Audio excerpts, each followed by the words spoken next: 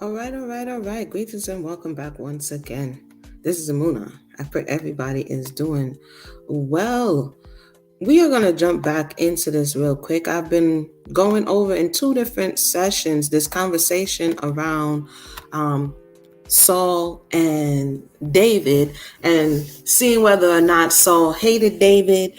And if so, how does that relate to us in present day? Do we have, welcome to those who just joined us, do we have people in our lives that we go to bat for that just don't like you and really only like you because of what you have been able to do for them? But quickly forget what you're able to do for them. If you missed it, we went over chapter 16 in one episode and chapter 17 in another. And we are taking a look at the whole backdrop, the context. I was given information about how important it is to have context about a situation before we draw a full conclusion, right? Because when looking at the situation of Saul and David, or any situation, any storyline, there's something that's happening before. Because we live in a causative environment. There's a cause and effect for everything that brings us to our current state of being. And I use this to parallel our personal lives, our healing journey, and really just understanding our environment, our family, our soul family, and things of that nature. I think Sunday might be the day that I come and do this because it affords me a great opportunity to do it on Sunday, on Shabbat sometimes. So I think this is the day I'm going to do it, but let's continue to go forward. So in the case of Saul, there's a lot of things happening. Saul is significantly older than David is. David is about the age of Saul's son, which is Jonathan, who's going to be introduced in this next chapter. So Saul was elected king. He fell off. Okay. And so the spirit of the creator was taken from him. They went and got David. We looked into how harp music can contribute, or music in general can contribute to the moods. And so in that particular situation, what's going on? Welcome to the conversation. What's going on, Sister Aisha? In this particular situation, David is playing the harp. And we looked over a study last time. I put that link in the box about how harp music can affect the mind and the heart. So some people, sometimes when we feel a certain way, be careful of the music you're listening to, because it can just further cause you to feel whatever it is that you're feeling. So if it's something good, well, continue. But if it's something bad, if the music is making you depressed, don't go around listening to Toni Braxton's Another Sad Love Song. Just don't do it, because you're probably going to be depressed, because that is the energy and the vibe of that music that Toni Braxton sings. If you want to get out of the funk that you're in, you might, or if you want to calm your mind, you might want to go towards string instruments, right? If you want to get hyped up, you might want to go towards percussions. You understand? Each instrument affects our body and our mind in a different way. I'm sorry, let me just check on the other side to make sure everything is live, and then we're going to just go ahead and jump in. If you have any questions or comments, or if you've been learning in a different way from this is not just traditional Bible study for Bible studying's sake. It's really to show that we have the same capacity to study ourselves as we study everything else in our creation, right? We study the plants, and we study the moon, and we study the stars, and we study everything else. But when it comes to studying ourselves, we feel as though we don't have the wherewithal to do so. We can study other people. We can be archaeologists, and we can study rocks, and we can study all these things, but know thyself. All right. Yeah, I knew that was happening over here. But to know ourselves, this is the tricky part. And we move around with ourselves every day, right? Hold on one second. I'm trying to fix this here. We move around with ourselves every day. We wake up with ourselves every day. We move with ourselves every day. And to really do the things that we need to do. And I know part of it is because in this society, you don't really get accolades for knowing yourself. You get accolades for knowing other things well, knowing how to spell well, and knowing all of the facts of blah, blah, blah, and the blah, blah, blah, whatever it is. But when it comes on to knowledge of self, the world is like, I'm not sure. I'm not sure if I want to clap for you, because then what happens is it shows a mirror. Usually people if you show up and say, I know how to tie my shoes, say you was a little child, I know how to tie my shoes with one hand. All of a sudden, the person who doesn't know how to tie their shoes with one hand feels indifferent most times that you do. So sometimes when we work on ourselves to a certain degree, people take it as a direct affront, right? Because we mirror each other. So when we're studying outside things, it's something for us to project this way. But if we have to look at each other and say, oh, wow, I was able to do it, the next thought that we may have, well, why can't I? And so oftentimes people discourage one another from growth and elevation because they themselves don't want to grow and elevate. With that said, let's go ahead and jump into this. We're going to boogie on that. Again, I'm warning you, this is not your normal Bible study. So please, I like to relax. And I may jump into Patra every now and then. I'm just warning you from now. So let's boogie here. So what already happened is David, he went up against Goliath. That whole story, we've heard it a million times. And now Saul is still over there acting and pretending as he don't know who David is. He must have asked who David was like 3 different times. Okay, 18. And it came to pass when he had made an end of speaking unto Saul, that the soul of Jonathan was knit with the soul of David, and Jonathan loved him as his own soul.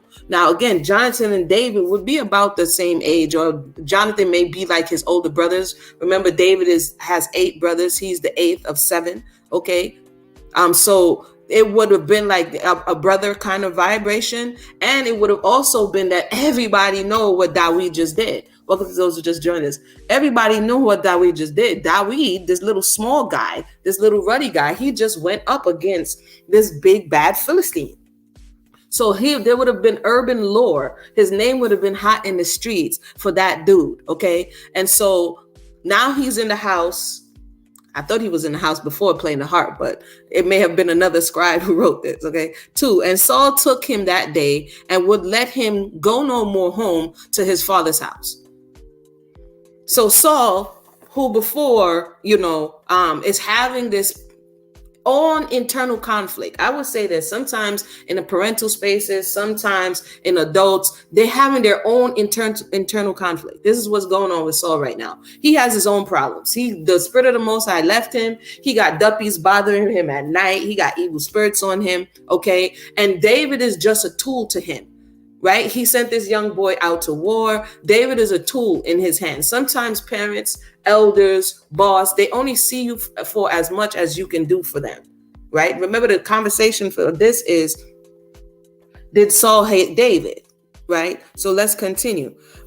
Then Jonathan and David made a covenant because he loved him as his own soul. Now, some people go left with this conversation about how Jonathan loved David, the perversity of the mind. Okay. It could have been just his brethren. Who knows? I have to double check to see if Jonathan had other brothers. I would have to double check, or sisters, but maybe he found somebody who he can vibe with. Okay. 4. And Jonathan stripped himself of the robe that was upon him and gave it to David, and his garments, even to his sword and to his bow and to his girdle. Now, I want to talk about this because this is very interesting. Even though Jonathan may not know what he was doing, he may have done it for a different reason. David was already anointing for the prince, which is Saul's son, the prince, to take off his princely robe and take off his princely garb and his armor, his bow and his girdle, and give it to David. That is the physical manifestation of whatever just already took place spiritually. Spiritually, the Creator already put the blessing on David. If y'all see me keep looking, I forgot my glasses over there. So I don't know how this is going to work. But physically, the Creator already put the blessing on David. So sometimes we already get the word, but the manifestation hasn't come yet. But even though the manifestation hasn't come yet, there may be people in and around us that's going to hate you just because they were there when the word was out. So in the transference, because the kingdom is being taken from Saul and his descendants, the Benjamite, right? The prince, which is Jonathan, who would have been the next king had things gone the way things were supposed to go. Oh, wait a minute. Sorry. I'm live casting on different things here. So hold on one second. And I have to make sure so no slackness not in the chat. Sorry. Okay. So what was I going to say? Yeah. So Jonathan is actually supposed to be the next king. But Jonathan is already emotionally gravitating towards the real next king, which is David, right? Let's continue. So this kind of things happen. You could see some people may have foresight to know what's about to go down. Some people may be in a family unit that it doesn't gel with their soul, right? And then when they see somebody who they feel as though is a part of their soul family, they may be tighter towards that person than they are to their own flesh and blood. Some of these things actually happen. Let me know if this happened in your day and time. Let's continue. 5. And David went out this King James, wheresoever Saul sent him, and behaved himself wisely. So he's like, yo, you're not going home no more. You work for me now, son. You know what I mean? And first of all, again, Saul would have been like a father to David. So he was like, yo, whatever he said, do, he did, right? If I move, you move, just like that. And Saul sent him over the men of war. Now he said this little shorty, this little guy, remember, I think it's 3 or 4 of David's brothers is in Saul's army. So you know they got to be in their feelings. And he set him over the men of war. Welcome to those who just joined us. He sets David over even his own brothers. And he was accepted in the sight of all people and also in the sight of Saul's servants. So David is the man now. He's moving about the place and he's the man. He's in a better position. And let's see what continues to happen. So at this point, it doesn't feel as though Saul hates him. If the question, Amuna, is why did Saul hate David, you're looking like, yo, did Saul hate him? Because look at all this stuff. But did he really like him, or did he really like what he did for him? What he did for him was defeat a Philistine, Goliath, who was taunting the nation. Okay. So in that respect, David is kind of like Shine to Puffy. And let me not go there. But you'll have somebody who's willing to go to war and willing to take the fall, right? For whoever, for the organization. So, you know, in this case, maybe so much Shine to Puffy because Shine ended up going to jail. But essentially, he's being used, right, for what it is that he's willing to do. Let's continue. 6. And it came to pass as they came when David was returned from the slaughter of the Philistine, that the women came out. Listen, because there's always something to be learned. This is always the backstory, that again, the backstory of how Sally met how your mother met your father. Did your father steal your mother from his cousin because your cousin really liked him? Like, what's this backstory? Because all of that energetic backstory is what goes into the making of who we are. And the more we know about it is the more we can sort through all of the mess that oftentimes confuses us, right? So this is why I always advocate for, if we have the ability, if the people are still alive, just ask them, not in a Geraldo, a Oprah Winfrey type of way, but really just tap into our older relatives, father, mothers, uncles, and ask them about what was it like before I got here. You know what I mean? That's some interesting stuff. It may give you some insight. So let's continue.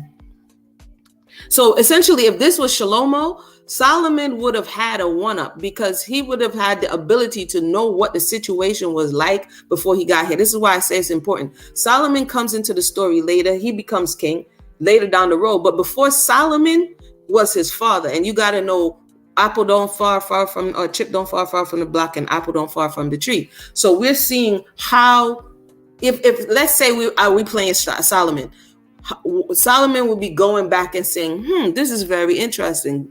I have to take note, right? 6. And it came to pass as they came, when David was returned from the slaughter of the Philistines. So everybody heard, the dudes on the street heard, the soldiers heard, the servants back at the crib heard, the shorties heard, everybody hears that. Did you hear about what David, the son of Jesse, did? People still gossip, just like they had their gossip channels today, all over YouTube, Instagram, Facebook. Nothing much has changed, okay? That the women came out of all cities of Israel. So, sometimes, a lot of times for men, is one thing when the men know, is another thing when the women now give this adoration, lift up these men, or this man in this case, in the sight of other men. It can evoke jealousy because men want to hear, they want that from women. This is why a lot of women don't realize and understand that the words that we say do have an effect on men. You can't necessarily beat men with strength, but what women can do is affect men positively or adversely with words. For some reason, the words sting. Okay. So here comes the women now. They coming with praise, and they're singing and they dancing. I can only imagine what kind of singing and dancing was going on. Okay. It was looking like a 1990s music video to meet King Saul with tabourets, with joy, and with instruments of music. It's the same people. So they was in there like, yes, David. You know what I mean? They was over there they were giving what it was supposed to give, as they say now. Right. So they was coming in and they was doing their thing. 7. And the women answered one another as they played. So they were doing a call and response. Okay. And said, Saul hath slain his thousands and David his 10,000s. Why? First of all, the women were yeasting because David, why? So now it's the student against the master in a certain way, the son against the father. So the women unknowingly are just giving David some hype. They out there being the cheerleader. They're out there. They gave Saul his credit. They gave Saul his credit. They said, hey, Saul, you killed, you did thousands, but David, he did 10,000s. I could only imagine how the song went, right? And then 8 says, and Saul was very much wroth. Here it comes again. This Saul hate David. He didn't really have the affinity like Jonathan did. It says Jonathan's soul was knit to him. There's people out here who love you for who you are, and then there are people out here who love you for what you do. Like if someone authentically connects with you and loves you, right? Then there's going to be a different way in which they deal with you. So it is if you authentically connect and love someone versus you only tolerate the person, you only like the person for what the person can do or has done for you. That's too. So the person who you are only tolerating, the moment something happens, it's like there was always hate there, right? Because there's another place that says love covers a multitude of sins. And even in this case, Saul is pissed off. Again, remember, he had his own issues. But he's pissed off. And it says here, and the saying displeased him. Because he already had issues. Okay. He was just putting David in position because it was advantageous for him to do so. It was for his own selfish interest. And this also leads to part of the reason why Saul was sat down. Because it looked as though he were doing things for good purposes, but it was for his own selfish interest. And there are people out there who we may know who make things look, they pretty the thing up to look like I'm doing it for you, but they're really doing it for themselves and convincing you that they're doing it for you. And this is kind of what I'm getting from the way in which he was doing the whole David situation. So let's continue. To those who just joined us, welcome to the conversation. So he's pissed off. He don't like the song. I wish I knew how the song went. I would probably try to make it up for you, but I'm going to continue. And it says,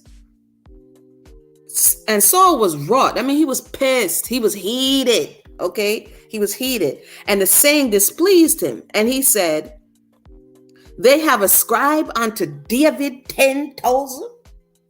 And to me, them ascribe but 1,000.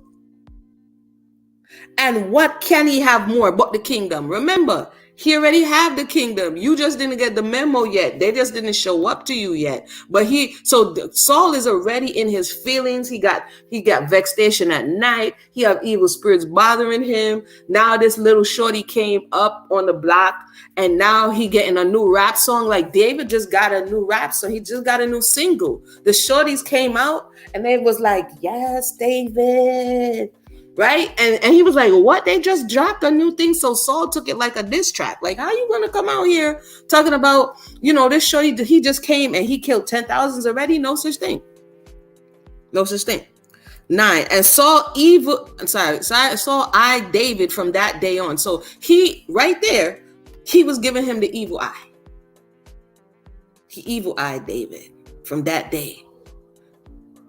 But we already know he had the evil eye in him. There are people who you're around. They put you in their house, or you put them in their house or your house. You go to school with them. You go to work with them. And they right now giving you the evil eye. It's not for us to be paranoid. It's just for us to understand that just because you're working somewhere, because David was in a working capacity, if you employed him to be over your soldiers, if he's in your house, if he was playing the harp, he works for you. But because Saul now begins to see that, hey, this person is going to come and take my place. You have some mothers who may evil eye their daughters, or fathers who may feel that way towards their sons. You might have in communities. I remember when I was researching the Mormon community, right? You have the elders in the Mormon community feel that way towards the young boys. And so you have a lot of lost boys in the Mormon community that are pushed out to the edges of the community because the elder men who want the 2, 3, 4, 5, and 10 women don't want the younger boys who are now becoming men to have access to those resources, to that attention. So they will rather pair up these young girls with these old grandpa looking dudes and push the other boys out because they feel threatened by these young boys that are coming up, right? So Saul right now is threatened by David. So what are some of the things that will cause people to feel away? It may not be you personally. It may just be that they may be threatened by you, right? Let me pull this thing up right here. It may be that they're threatened by you for one reason or another. Let's continue.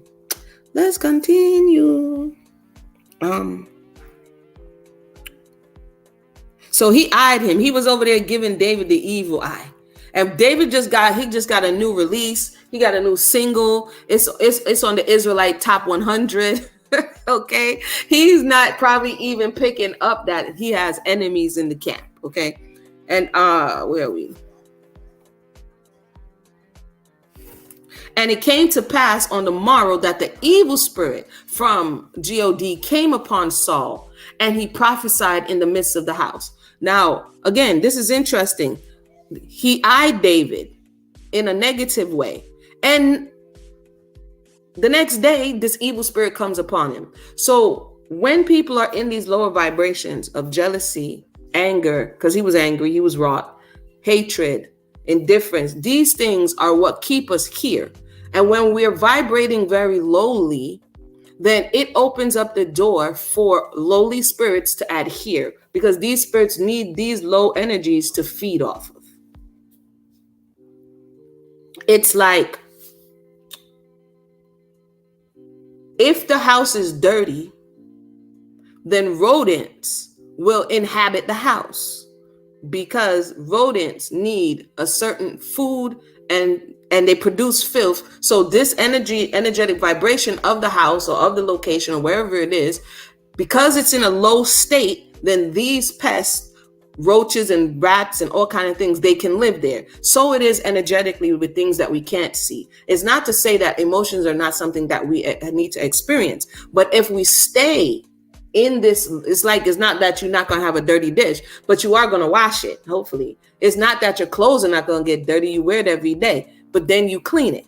It's not that you're not going to get angry or upset or maybe feel some jealousy or maybe feel some envy, but you got to clean it up the same way you clean your house, the same way you brush your teeth. It's not that your teeth are not going to get dirty, but you do brush them every day, hopefully. So it's not that these things don't happen. It's that you don't stay in the space where it becomes a part of who you are. So for some reason, Saul is in this lower vibration. He got these evil spirits on him at night. He's losing his job. He don't have no 401. He has a lot of things on his mind, and it's low tove right now. So at first he thought it was a good idea to send this young boy out to do his job. But now when the young boy is getting what he feels is his praise, now he has a problem with it. And this happens in many spaces, right? Let's see here. This is crazy. This part is crazy. Yeah, hold on to your seats. So it came to pass on the morrow that the evil spirit from God came upon Saul, and he prophesied in the midst of the house. And David played with his hand. So again, David has many jobs. He's like a Jamaican with 10 jobs right now. He's the armor bearer. He's the Goliath slewer. He's the harp player. So David now is there playing. Oh, backside, the evil spirit come back. So he over there. David is over here playing a set You may have a drunken parent or a drunken mate or a domestic violence situation, and you see this evil spirit come back, and you trying to placate, you trying to appease the person, you trying to cook dinner, you trying to clean the house, you trying to frantically move about so that this person doesn't blow up on you, right? So as in the case of David would have had to be a little bit on edge, like, oh man, here comes the evil spirit again, and he over there in there playing his harp music, okay? Next thing you know, it says, as at other times, and there was a javelin in Saul's hand. So imagine, this is another reason why I wanted to read this part, because I'm like, who could imagine that here is David. First, I'm in a hostile environment. That's number one. The employer is giving me dirty looks, or the parent or teacher or whoever, right? Then every time he got an evil spirit, I got to play an extra long set, okay? And now, not only does the dude have an evil spirit, I need he over there with a javelin in his hand. Let me make this be the javelin. Looking at him like, touches I move, David. Say something. So imagine how on edge this guy has to be, okay? Talk about fight or flight. And he's going flight because, you know what I mean? So let's continue. And again, this is kind of the situations that when I talk about understanding what came before, all of this stuff is like, wow, it's rich with information that can help someone who needed help. But let's continue here. So dude is over there set, looking at him, eyeing him terribly. 11, and Saul cast the javelin. So not only was you looking at guy with the javelin in your hand, for he said, I will smite David even to the wall with it. And David avoided out of his presence. Twice. It said twice. So guys like, and so he throws this thing, javelin, right at guy. That's like somebody has an evil spirit, and in today's space and time, somebody has a pistol and he's playing. Welcome to those who just joined us. He's trying to appease your evil spirit because something is wrong with you, clearly. And he just pop, pop. David had to duck and get out of dodge. He had to get flat. Okay. So did he hate him? Was it the evil spirit that was upon him? All of these questions. Let's continue. Some people just have these things that are, when you can't figure out what's wrong with somebody, they may be troubled by an evil spirit. You know what I mean? There may be something else that's wrong with them, and they're taking it out on whoever agitates that demon. Sometimes they say people don't like you because you agitate their demons. That's a fact, because clearly right here, David is agitating his demons right now. And 13.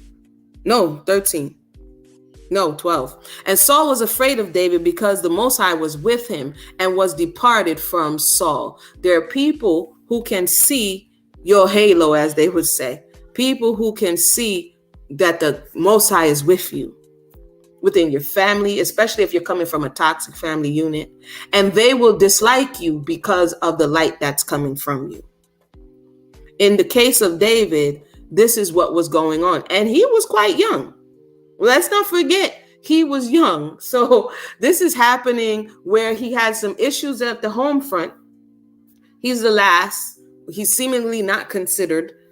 He's out there with the sheep. His brothers is treating him as this. He's a bother. He steps up. And now in stepping up and trying to do the thing that they needed to do and trying to deal with their tormentors, he now is not only hated by those who are outside, but also disliked from those who are inside. This stuff happens on a day-to-day basis. So how many people up until this point has seen all of this, has seen yourself or someone in David's situation, have been able to look at David's situation and say, wow, that's a lot to come from.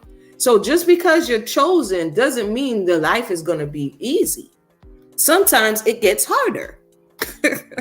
Sometimes it gets harder. A lot of times it gets harder. Let's continue. Therefore Saul removed him from him and made him his captain over 1,000. And he went out and came in before the people. So I'm like, yo man, come on, son. Move, take yourself, David. Don't want you around me. Okay. 14, and David behaved himself wisely in all his ways, and the Most High was with him. So at this time, he is laser focused on what needs to be done. Also, you know that you're dealing with someone who's not altogether there. So you have to kind of deal with it. A lot of conversations around narcissism. There's a lot of conversations around codependency. Even though the scripture, somebody asked me the other day, is narcissism in the scripture? The characteristics of narcissism are in the scripture. It doesn't, narcissism is coming from another, I think it's Roman. Is it Roman? Now y'all gonna make me go look it up. Narcissus, I believe it's a Roman or Greek mythology, right? So that's where that name is coming from. But characteristics and energy doesn't belong to any culture. So we would see these type of characteristics and human defects all throughout time, right? All throughout time. So right now, David is dealing with someone who is possessed, someone who's not too well, who's sicking at the head, okay? And he has to tiptoe around him because of the power that this person wields. This is how a lot of people get damaged, whether in their own homes or in whoever raised them, because of the power that they wield, because of the fact that they are the substance. Remember, he took David outside of his father's home. So basically, Saul is like a foster parent at this time. He takes him to live in the wherever the castle, wherever he living at, right? And he's mistreating him. It's like, how did you take Jesse's son? And did this word get back to Jesse? And did Jesse have the wherewithal to be like, I'm gonna go check Saul. I heard he's dealing with my son, kind of suspect. The question is, at this time, when he was dealing with this and he was dealing wisely, who did he beseech? Because later on, we see David cries out a lot, right? So we see that even if man failed him, he often cried out to the Creator for help. And we can see why. Psalms is showing you how David is crying out. But this is telling you why he would be crying out. He is under pressure. And maybe looking around in his environment, he doesn't see the support system that he needs. And on top of that, he got some oil pouring on him and he's supposed to be king. And how is he supposed to do all of this? So having a friend like Jonathan, having someone who really cares, even though he's coming from the person who is oppressing you to a certain degree, you can see why in this type of situation, he would heavily lean on a homie like Jonathan, because who else does he have out here in these streets? There's some people who have nobody out here in these streets. So I find it interesting that people quickly make this about some type of perversity, when the reality is you are oftentimes given some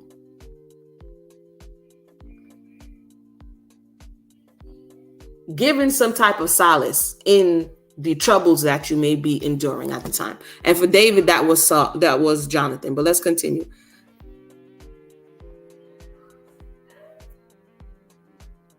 Where am I?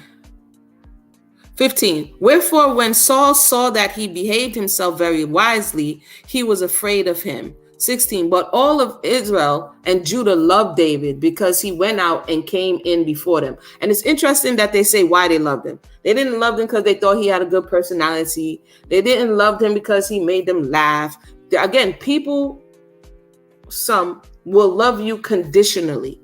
They loved him because he went out and came in before them. They told you specifically why they loved him, because later on, he ain't going to have that much love, right? But in this case, he was able to do what they weren't able to do. It's even like here on social media, again, in your family unit, if you're the older one, they love you because you take some pressure off of them. They love you because you never complain. They love you because whatever it is. And once you need more, once you step outside of that, it may not be the love that you thought you were supposed to be getting, because now you're not giving them what they need. And it's just the nature of people.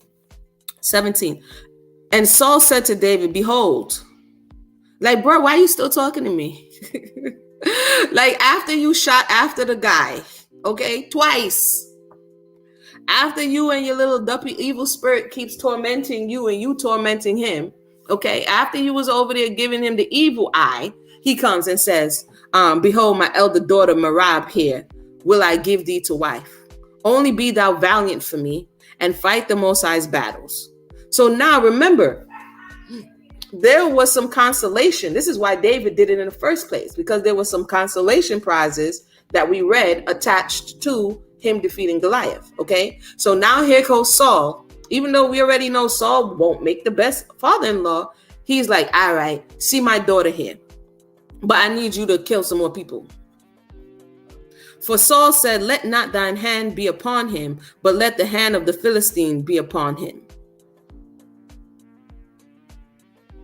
And David said unto Saul, who am I? And what is my life or my father's family in Israel that I should be son-in-law to the king?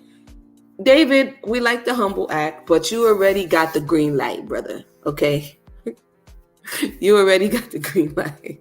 But see, he's like, that could be him trying to back out kindly, like, who am I to be son-in-law? Or AKA, I don't want to be in your family. You a little bit off, bruh. Anywho, 19. But it came to pass at the time when Merab, Saul's daughter, should have been given to David, that she was given unto Adriel, the Mecholethite, to wife. So there are many things going on in this situation. Culturally, the firstborn being married to David, he's given David the firstborn daughter because of what his exploits. But if David's older brothers weren't married as yet, this would have been looking strange. It's kind of like the Rachel and Leah situation. But we also see that Saul is not a man of his words, because by the time that he was supposed to give Merab, he marries her off to someone else. Now, did David want a shorty? Did David even know how to talk to the women? We don't know. But did he feel slighted because she was given to somebody else? Again, we don't know. But again, this is very interesting because it plays into what ultimately trips David up later on is women. Okay, so this is the beginning of the story. Some people say the father was a rolling stone. All of this stuff, all of these early experiences go into our mental capacity, our mental box, and this is what informs our decisions.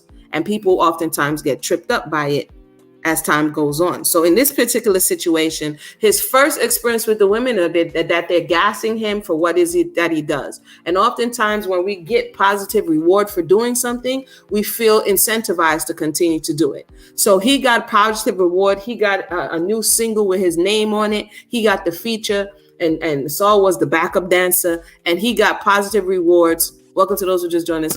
For taking out Goliath and the Philistines. And so that is his first experience that we're hearing, because before this, he was out in the field. He got a whole song and dance, and he may have liked it. Okay. And so now he gets the oldest daughter, but he was trying to play the humble. And Saul, being who Saul is, he was like, she gets married off. So let's continue. And Micah, Saul's daughter, loved David. So it didn't say whether David loved Merab or not. Right? We don't know that. But it says here, Michal, Saul's daughter, loved David. They say, be with the one who loves you and not the one you love. That's another story for another day. And they told Saul, and the thing pleased him. So we don't know what was going on. I don't know why Saul is intent on making sure he has David close, but you keep your friends close and your enemies closer, right? So we already know he doesn't have the best intentions for David, but definitely marrying is going to allow the people to be connected for a longer period of time. All right. So Michal loves David, according to what it's telling us. So they were like, yo, the servants is probably whispering, yo, Michal got a crush on David. David's name is hot in the street. He's the newest one. He's Mace with the bubble jacket. You know what I mean?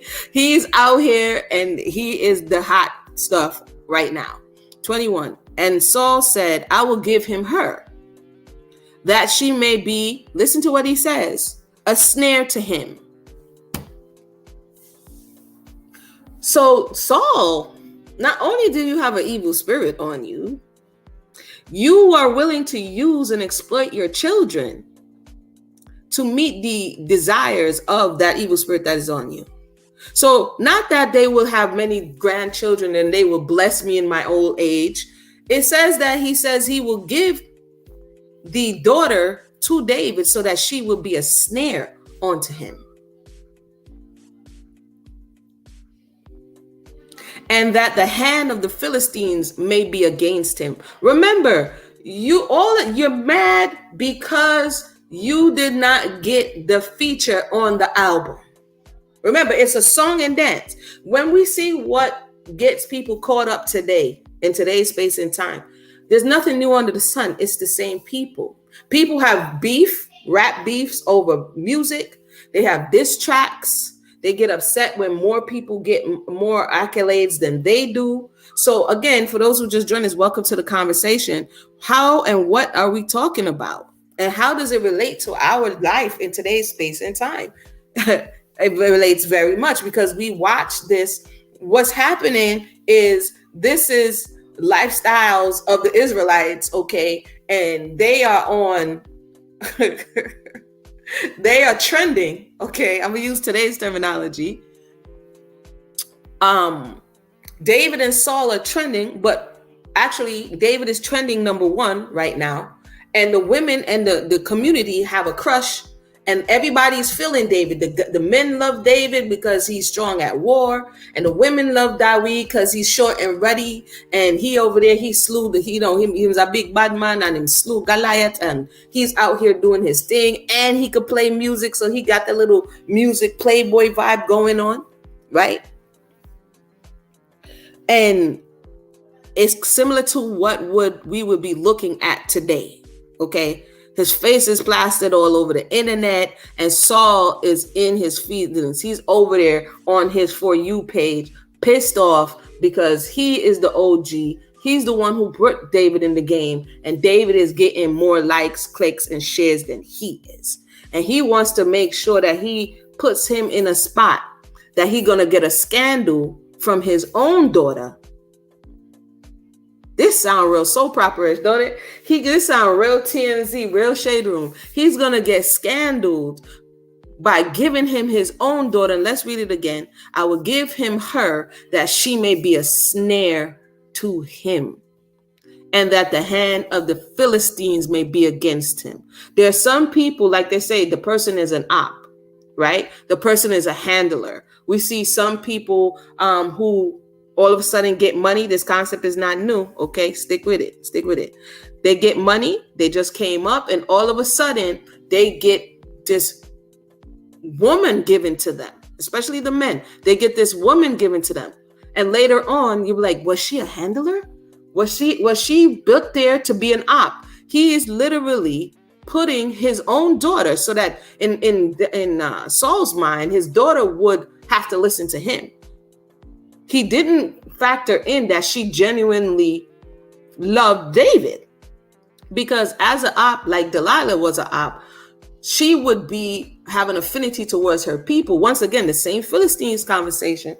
She had affinity towards her people, and so she would do the things. Esther was also an op. So you can have ops on both sides. Esther was also a handler, because Mordecai was like, Esther, I need you to go in there and advocate for us. So we see this type of handler ops conversation in both sides of the narrative, for the good and for the evil, right? To preserve and to destroy. We've seen it from the outside nation. We've seen it from Israel, and we've seen it from Israel against Israel. So he wants the enemy to take him out, and he wants to use his daughter to do so. We may be successful, because I have to bring it back to us, because sometimes, we may be successful and we're meeting success. We're just rising. Like they said, the star is just rising. You've been anointed. You're coming into the place, and the people who know you, the people who are benefiting, don't want to see it because you're getting more than they feel that you should be getting. And they go about trying to sabotage you so that this will not be the case. This is all in the Bible. It's all in the Bible. All right, let's continue. Where are we? Okay, and I have to read it for the third time. And Saul said, I will give him her, that she may be a snare to him, and the hand of the Philistines may be against him. Not good, Saul, you bad mind. But this one should be reading him bad mind, Saul, because Saul, you bad mind, bad. And it says, wherefore Saul said to David, you shall this day be my son-in-law in the one of the twain. So the two of y'all should just be one, so that he can try to control what's going on in this here narrative. Okay. 21. And Saul said, I will give him her. Oh, wait, I already read that. 22. And Saul commanded his servants, saying, commune with David secretly.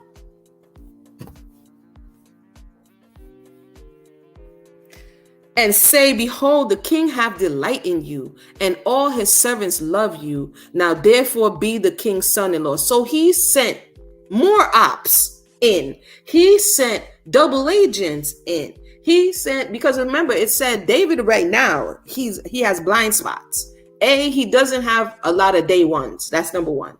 This is why some people, when they rise up, they don't get rid of day ones, even though some day ones are bad mind. Because the people who come on when you start rising, if they don't truly connect with you, they're just there for what they can get. So the people start loving David because David is slewing people in the street. So he's the it man. So Saul is sending him his servants as ops. So the whole block is hot, essentially. Okay, the whole block is hot right now. And David, he's trying to move wisely, but how do we know? How do we know? Right? It says, he said, and then he's putting words in their mouth. He says, tell him, behold, the king hath delight in you, and all thy servants love you. Now therefore be the king's son-in-law. Remember, David, he already came to David. Saul already came to David straight up. Now Saul is saying, I need you to go secretly and put this bug in his ear real quick. 23. And Saul's servants spake those words in the ears of David. We see this all throughout the music industry. What is this? What is going on? I know this is supposed to be fighting the Philistines, but this feels like, an episode of Unsung. So,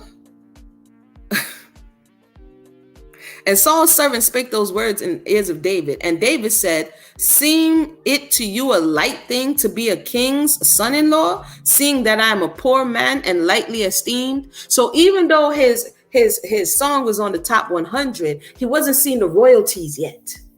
Even though everybody knew his name, David had the fame, but he didn't have the esteem. They had him doing the TLC out here. He was chasing waterfalls. But he didn't have that cheddar falling. He didn't have the dough. So David is like, yo, why y'all keep pressing me, fam? I don't even have the money.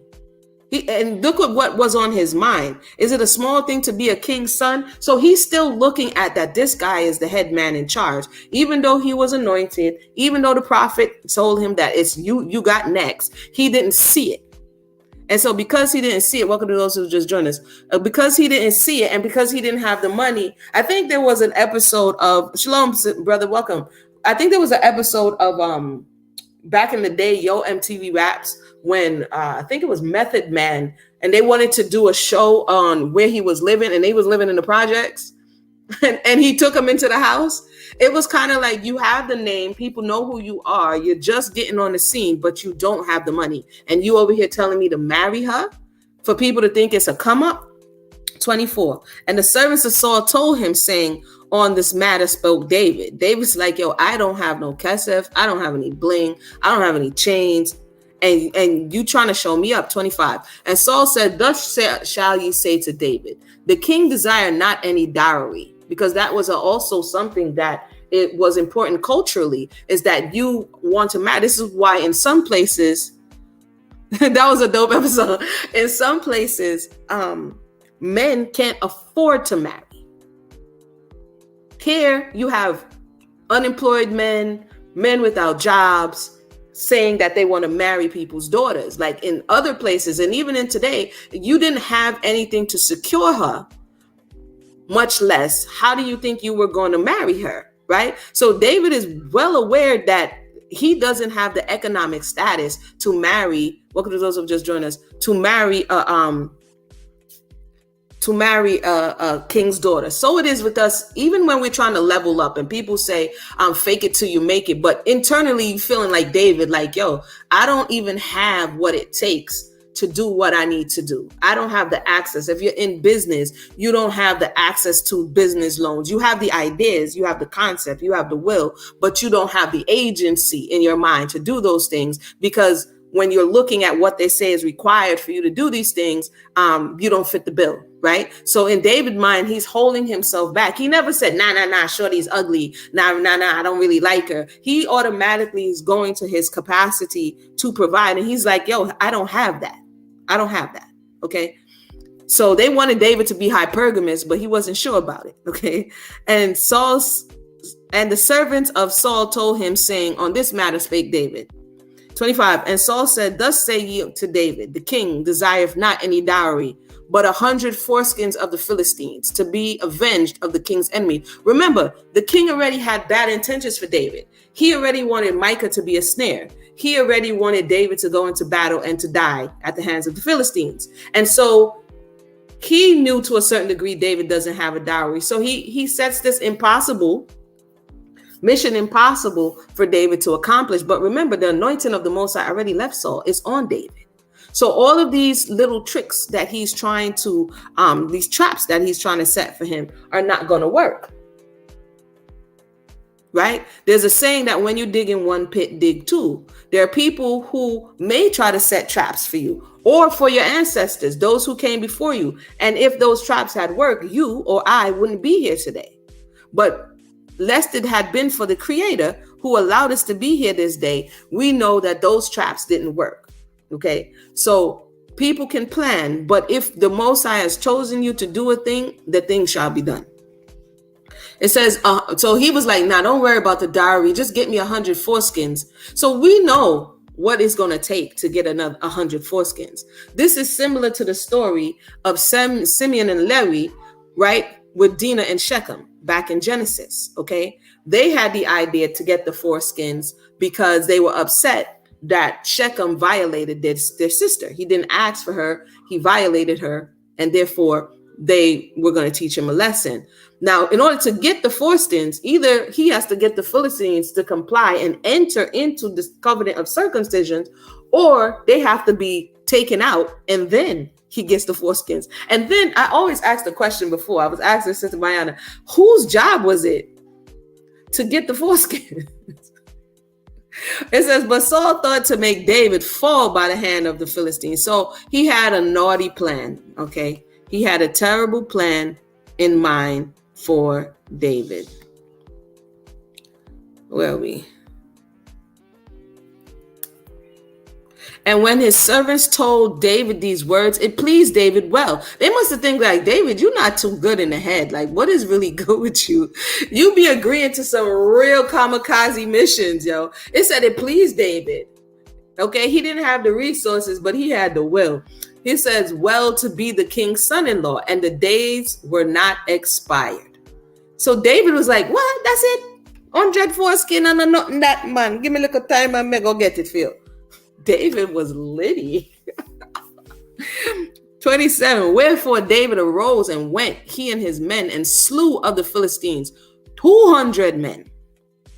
And David brought their foreskins, and they gave them in full tale to the king. So not only did he get the foreskins, welcome to those who just joined us. Yo, what's going on, my sisters in the spot? Not only did he get the foreskins, he came and told the story about how him cut off the foreskin of 200 men. It says that he might be the king's son-in-law. And Saul gave him Michal, his daughter, to wife. So Saul's plan was foiled. He was like, get me 100. David said, I'll do you one better. I'll get you 2. Okay. And yeah, I'm not gonna tell you how I'm gonna do it. So, right, the Philistine, them, they dead in the camp. Like, he goes into this full narration of how they did it, which I could only imagine made Saul even more pissed. In the same way, when you come back with a tall tale of how the Most High saw you through, you come back with a tall tale when people dig pits and wish that you had dropped in it, or wish that your foreparents had dropped in it. And not only did you exceed abundantly above what they thought was going to trap you, you have a tall tale to tell. Nothing no worse than that for the people who have ill intentions. Like, again, we asking the question, did Saul help David? We see in this situation, he did for reasons, his own reasons. There are people, like I keep saying, that will hate you for their own reasons. And it's nothing you personally did to them. It's whatever exists within them. You understand what I'm saying? Let's continue. And that's something that sometimes people stumble over, especially young people who try to fit in the crowd and the this and the that, or within your family unit. And you're wondering, what did I do to these people? The reality is, you don't have to do anything. If whatever energetic frequency they're on does not vibe with yours, your presence alone is a trouble to them, right? So sometimes you go about trying to fit in and do the things that you think that's going to make you acceptable in their eyesight. And the reality is, you'll never be acceptable in your eyesight. And you just compromised your own integrity, which kind of gives them a little kiki haha, because they kind of got you to violate your own constitution, right? So you always have to be mindful of that. In this case, David was trying to be wise in how he was dealing with Saul. Like I said, Saul was his elder. He was his proctor of a father, right? He was his employer. And so David is trying to tread lightly. Now he's his father-in-law. Like, it's real sticky in this situation. Like, you married into a family knowing this dude hates you. Anywho, we're at the end, so we're wrapping up right here. And it says, and Saul was, no, wait, rewind. So he gave Michal to the wife. So you could imagine Saul is back there with the evil spirit, like, this Negro. He over there making plans, rubbing his hands together to figure out how he's going to get David out of his ear. Sometimes the person with the problem thinks you're the problem. And then when you get out the way, they realize you are not the problem. They are the problem. But they would rather find someone else to be the problem than admit that they are the problem. Right? So we're talking about healing in this situation. We're talking about looking at the Bible and seeing it for what it says. There's sometimes people put pixie dust and glitter all over it. All of the human emotions, most of the experiences that people experience in today's space and time, the jealousy, the haters, and the people who love you, the people, all of that is here. But if it's here only if we want to see it. So as much as we study it, we can see how it relates to our life. So anywho, so now them get married. David and Micah, them married now. As married now. 28. And Saul saw and knew that the Most High was with David, and that Michal, Saul's daughter, loved him. Now Saul is like, what me go do now? Me go get this guy married to my daughter. I need her to work with me against him, but no, me can't see, say, she really love that youth. How me gonna manage this? This is me in my head of what he's saying. Because he wasn't over there doing like the Nigerian, he was over there like, let me go get myself into now. Let's continue. And Saul was yet more afraid of David. More time, people's fear is what is informing their hatred. Their fear is what is informing their envy. Right? Fear is at the core of this. So every time David is more elevated in the sight of Saul, he gets more and more afraid. Why? Because he's losing his job. What are you going to do after this, Saul? Like, oh yeah, Saul used to be king, but that dude is washed up now. Like, what are you going to do after this? It's like, Michael Jackson, you're no longer the king of pop. We got a new, like, what's your job description after this point? And Saul was yet more afraid of David, and Saul became David's enemy continually. You ever meet somebody who just want to be your enemy continually? No, we don't see what David do to him. As a matter of fact, up until this point, all we saw is that he tried to help him with his demon. He tried to play. He got shot after. He put a handler in there. He tried to manipulate him through the daughter. He tried to get him murked by the Philistines. Right? All this time, David is still like, yo, I don't want no beef with you. What is wrong? And more, Saul, it says here, he became David's enemy continually. Welcome to those who just joined us. We winding down on this last verse here. We winding down on the last verse. Hold on 1 second. I have not been checking my thing here. All right, we winding down on this last verse. Then the princes of the Philistine went forth. And it came to pass after they went forth that David behaved himself more wisely than all the servants of Saul, so that his name was much set by. So he took the street cred of Goliath. No, me are the big man in town now. David's probably out there beat him chest like, yeah, me name David. And me take out Goliath. Right? So it says, yo, everybody, the opposite people know, like, yo, this dude right here, yo, he just took out another 200 Philistines. So the Philistines are now is questioning their whole reality. They're questioning their deity, because the deity is the one who's supposed to help them. Shout out to those who giving the hearts. Heart up the thing and like up the thing and share up the thing, so more people can like the thing and share the thing. And we can learn and grow, because we right here in the text. We right here in the text. So his name is all on the street. He just murked the extra 200 Philistines just so he can get married. He got a new shorty, right? He's on top of the world right now. He's on top of the world. He's over there doing, you know what I mean? He's popping his collar. He's feeling good. He's feeling good. So that's where we're ending off right now. You're going to have to join us next so we can see the voyage of David, how it started out, how he got to the point where we see him pouring his soul out in the Psalms. Now you know why. David, he got like 6-7 albums. The Psalms go all the way up to 150 something. That's music. David was, how many? He released like 6-7 albums at least. How many tracks is on an album? 12 to 15? Let me do the math. Let me see how many albums David over there released. Although some of he co-wrote, because Asaph co-wrote some of the albums as well. Hold on. Let me put this into perspective for us. Let's put this into perspective. He was writing songs. People. He was doing the Chris Brown. They say, okay, there's 150 Psalms, when 73, if not more, was written by David. So for sure, they're saying 73 was written by David, right? Hold on. I like to do this kind of stuff. This is, to a certain degree,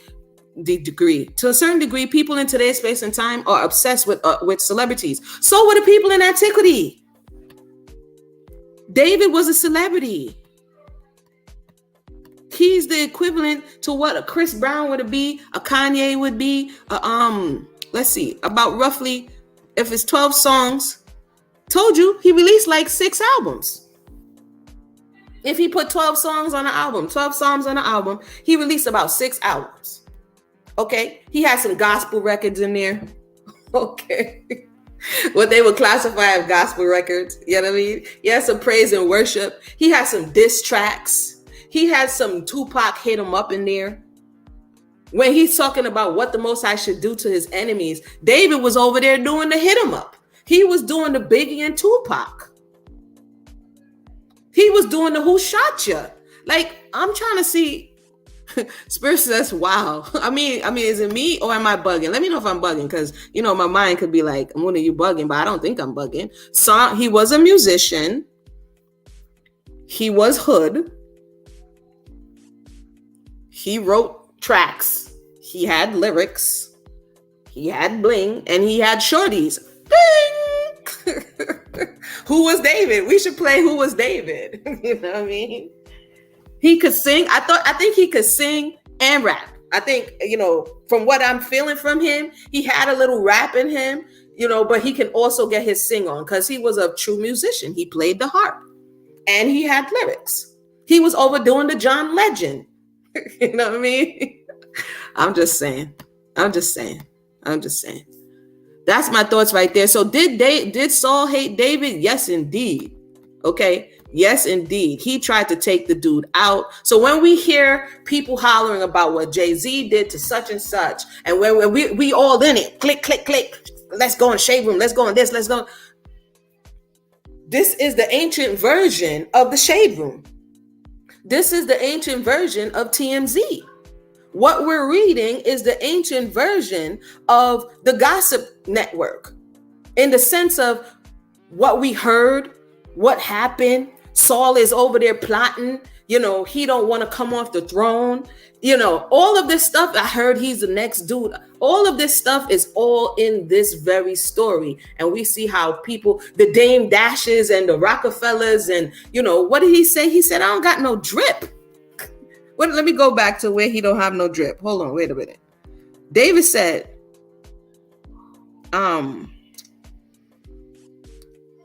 let's rewind here. David was like, I don't have no drip. What are you saying? Do what? Marry who? Hold on, wait a minute. David said unto Saul,